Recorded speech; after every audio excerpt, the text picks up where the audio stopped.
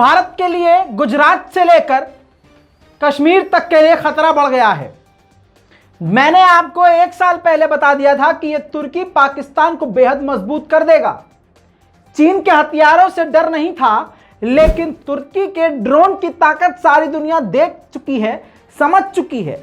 Germany से लेकर Turkmenistan, Kazakhstan और दूसरे बड़े बड़े देश तक तुर्की से ड्रोन की डील और ड्रोन की मांग कर रहे हैं। बख्तियार TB2 ने आर्मीनिया में खौफनाक बवाल काटा था। उसके बाद सारी दुनिया यह समझ गई कि तुर्की काफी तेजी से हथियारों की इंडस्ट्री में आगे बढ़ रहा है। सलाम, नमस्ते, सत श्री अकाल। मैं हूं रजा और आप देख रहे हैं रजाग्राफी की सबसे बड़ी अपडेट।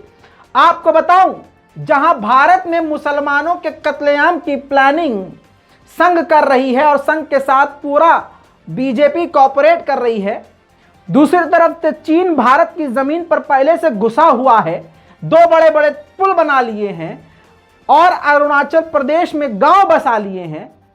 वहां पर ध्यान न देकर भारत की ये बीजेपी सरकार मुसलमानों की किस मस्जिद को किस तरह से कब तोड़कर 2024 में उसका फायदा उठाना है, उस पर नजर रख रही है।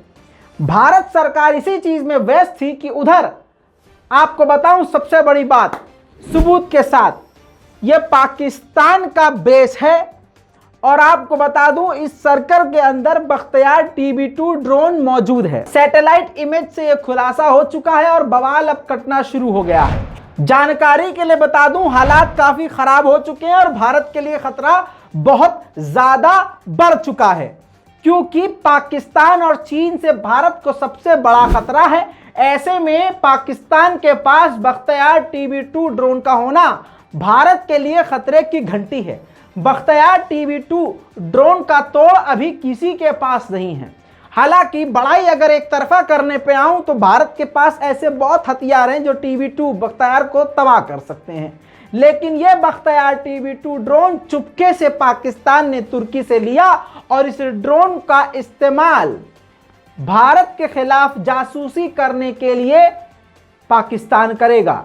बॉर्डर के आसपास के इलाकों पे इसको उड़ाया जाएगा। सैटेलाइट इमेज से इसका खुलासा हो चुका है और भारत रेड अलर्ट पर ऑलरेडी है।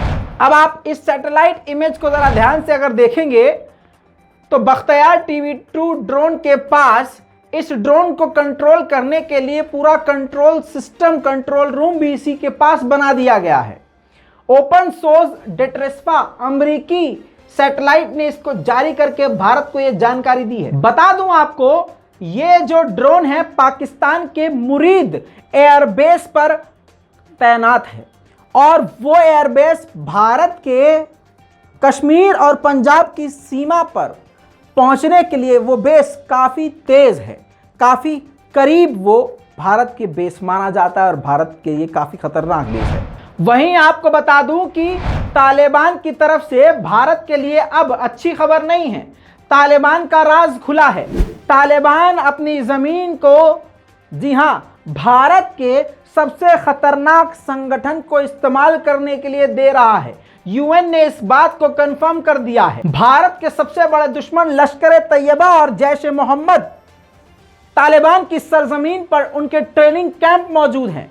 आपको बताऊं, मुंबई ब्लास्ट और भारत में कई सारे आतंकी बॉम्ब ब्लास्ट और हमलों में जिन संगठनों का हाथ रहा है, उन संगठनों का अफगानिस्तान की जमीन पर ट्रेनिंग कैंप चल रहा है। इस बात की जानकारी UN ने भारत को देते हुए इस बात को कंफर्म कर दिया है।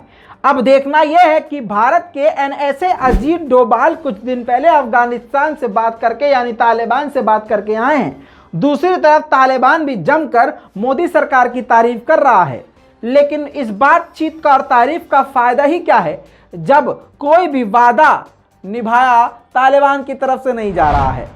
इवन मैं तो आपको यह बता दूं, UN ने कहा है कि उन दोनों खतरनाक भारत के दुश्मनों की मदद तालिबान कर रहा है। उधर से चीन भी भारत पर हावी हो रहा है। पाकिस्तान के पास बख्तियार TB2 ड्रोन है, लेकिन मोदी सरकार को भारत के मुसलमानों को दबा कर रखना। बात करें अगर अफगानिस्तान की महिलाओं की, तो अभी भी वहां पर अफगानिस्तान की महिलाएं तालिबान के खिलाफ प्रदर्शन कर रही हैं।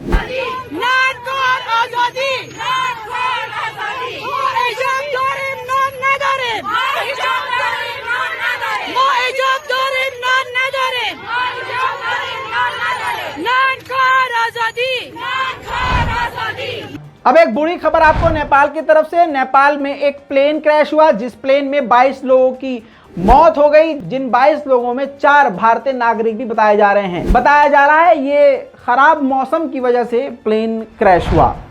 ब्राजील की खबर मैं आपको कल बता चुका था, फिर से बता रहा हूं। ब्राजील में ऊपर वाले का कहर काफी खतरनाक पड़ रहा है। बारिश और तूफान इस कदर है कि अब जमीन भी हिल रही है, जिसे भूस्खलन कह रहे हैं। जमीन खिसक रही है और अब तक 85 लोगों की मौत हो चुकी है और लगभग 1000 से ज्यादा लोग बेघर हो चुके हैं।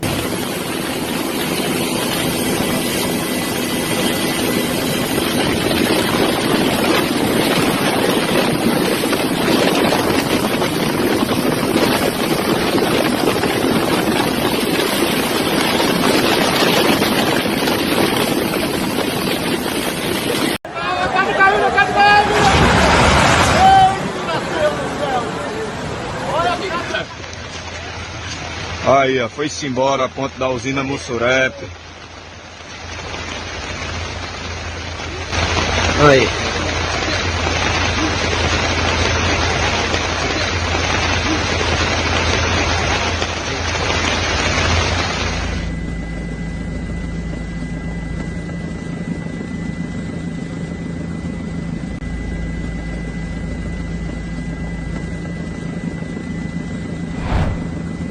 दोस्तों आपको बता दूं, सऊदी अरब भी अब कई देशों के साथ मिलकर मिलिट्री ड्रिल कर रहा है। जानकारी अभी तक हमारे पास आई है कि 6 लोग हैं। सऊदी अरब, इजिप्ट, जॉर्डन, सूडान, यमन और डिजिबोटी, इसके अलावा सोमालिया, इनके साथ मिलकर मिलिट्री परेड और मिलिट्री ड्रिल कर रहा है सऊदी अरब। जानकारी के लिए बता दूं, इस मिलिट्री ड्रिल का रेड वेव 5 नाम रखा गया है। इसी के साथ सऊदी अरब ने अपने लिए बड़ा फैसला लेते हुए $1 ट्रिलियन अपने ही ऊपर सऊदी अरब पर खर्च करने का फैसला लिया है, टूरिज्म को बढ़ावा देने के लिए, जिसमें कहा जा रहा है दुनिया भर से इसके बाद यहाँ पर लोग जाएंगे। यहाँ की जो चीज़ें हैं, मतलब समझ लीजिए कि आपके लिए महंगा नहीं पड़ेगा, खासकर अब भारत और पाकिस्तान से हैं तो वहाँ चीज़ें आपको आसानी से मिलेंगी और आपका रहना, खाना, पीना, घूमना सस्ता होगा। अच्छी अच्छी जगह, म्यूज़ियम और भी चीज़ें जो टूरिज्म में चीज़ें आती हैं, उन सबको आसान सारे देशों के लिए सऊदी अरब करना चाहता है। ईरान की तरफ से दोस्तों अब बड़ी खबरें आपको बता दूं, ईरान ने एक बार फिर से अपने समुद्री इलाके से एक समुद्री जहाज को कैद कर लिया है, जिसमें 1,65,000 लीटर से ज्यादा डीजल था, 6 क्रू मेंबर थे। लेकिन ईरान ने अभी ये नहीं बताया है कि ये जहाज किसका था। इजराइल के खिलाफ जो कानून इराक ने बनाया, वो कानून, जिस कानून के तहत अगर कोई भी देश, कोई भी इंसान इजराइल से नॉर्मलाइजेशन करेगा तो इराक उसको क्रिमिनल की नज़र से देखेगा, एक क्राइम की नज़र से देखेगा। उस कानून को ईरान ने बढ़ चढ़ कर समर्थन दिया है और इब्राहिम रईसी ने कहा है कि ऐसे कानून और भी अरब देशों को बनाने चाहिए। पहले तो ग्रीस के द्वारा ईरान के टैंकर को कैद किया गया, जिसके जवाबी कार्रवाई में ईरान ने कल 2 टैंकर, पानी में जो टैंकर थे ग्रीस के, कैद कर लिया। अब ग्रीस के सपोर्ट में फ्रांस और ईयू ने ईरान की निंदा करी है कि ये काम गलत किया ईरान ने। मतलब तुम करो तो बढ़िया, हम करो तो कैरेक्टर ढीला। बहुत बढ़िया भाई साहब। ईरान और ताजिकिस्तान के बारे में मैंने आपको कल बताया था। अब ईरान और ताजिकिस्तान के बीच में 17 डॉक्यूमेंट्स पर साइन किए गए, यानी 17 डील हुई हैं, जिसमें ट्रांसपोर्टेशन, बिजनेस और इसके अलावा दर्जनों चीजें शामिल हैं।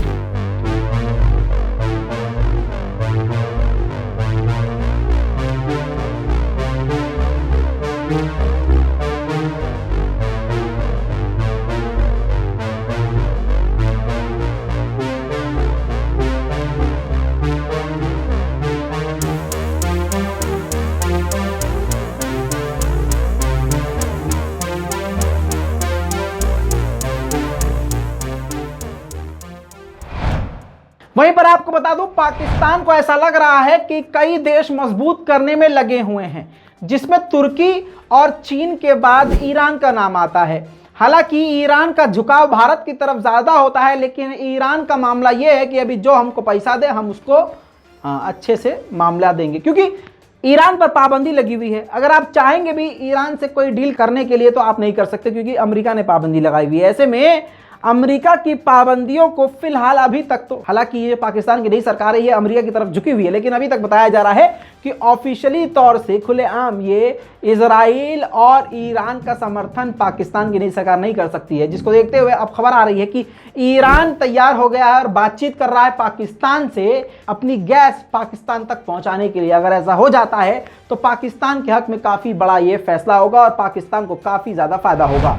अब आपको बता दूं कि पाकिस्तान के पूर्व प्रधानमंत्री इमरान खान ने जबरदस्त तरीके से जेन्युइन बात कही। उन्होंने एक बार फिर से अपनी सरकार, नई सरकार को जो जबरदस्ती काबिज हुई है उसको घेरते हुए कहा कि भारत जो है दबंग है, निडर है, बेखौफ होके रूस से तेल ले रहा है, गैस ले रहा है, और हम लोग गुलाम हैं, हम लोग गैस तेल नहीं ले सकते। क्यों? क्योंकि ये जो सरकार आई है ये अमेरिका के दबाव में है, ये अमेरिका के आगे झुक रही है, लेकिन भारत अमेरिका के आगे नहीं झुका। अब आपको बता दूं कि पाकिस्तान के फॉरेन मिनिस्ट्री ने सीधा सीधा झुटला दिया है हमारी कल की अपडेट को, जिसमें मैंने सबूत के साथ दिखाया था कि पाकिस्तान के डेलीगेशन चुपके से इजराइल मुलाकात करने के लिए गए थे। किससे? इजराइल के प्रेसिडेंट से। वीडियो और दर्जनों फोटोज भी आई थी। अब साफ साफ आरएसएस और बीजेपी की तरह पाकिस्तान की इस नई सरकार ने इनकार कर दिया, नहीं भाई ऐसा तो कुछ है ही नहीं, भाई हम नहीं मिले, नहीं बस। लेकिन सब कुछ भाई साहब चल रहा है इजराइल के साथ, और ये खुद इमरान खान ने कह दिया है कि ये नई सरकार इजराइल के साथ नॉर्मलाइजेशन करने की तरफ आगे बढ़ रही है। उधर चीन की बात करें तो चीन ने फिर से 30 अपने फाइटर जेट ताइवान के अंदर घुसाने की कोशिश करी, लेकिन आपको बता दूं ताइवान ने इस बार जमकर जवाब दिया है। पूरी तरह से अपने फाइटर जेट भी हवा में उड़ाना शुरू कर दिए, जिसको देखते हुए चीन पीछे भाग खड़ा हुआ। आपको बता दूं दोस्तों, अब बड़ी खबर तुर्की की तरफ से, एक ही रिपोर्ट में सबसे बड़ी खबर। अगर यह रिपोर्ट आपने मिस कर दी, यकीनन आपने दुनिया की सबसे बड़ी खबरें मिस करी होंगी। अब आपको बता दूं, तुर्की और ग्रीस के बीच में टेंशन हो गई है काफी खतरनाक लेवल की। ग्रीस ने तुर्की और अपने बॉर्डर पर 80 किलोमीटर लंबी एक दीवार बनाने का फैसला किया है, तुर्की से बचने और तुर्की की तरफ से जो हमले होते हैं उसकी, मतलब ये बातें करते हुए, इल्जाम लगाते हुए। साथ में इतना डरा हुआ है ग्रीस कि अब उसने कहा है कि हमने अपनी पूरी सीमा पर रेड अलर्ट कर दिया है। दूसरी तरफ तुर्की भी पूरी तरह से ग्रीस को दबाने के लिए तैयार है। आपको कल मैंने बताया था कि तुर्की 37 देशों के साथ मिलिट्री ड्रिल कर रहा है। उसी ड्रिल की वजह से ग्रीस तनाव में आ चुका है। देखिए उस ड्रिल का वीडियो।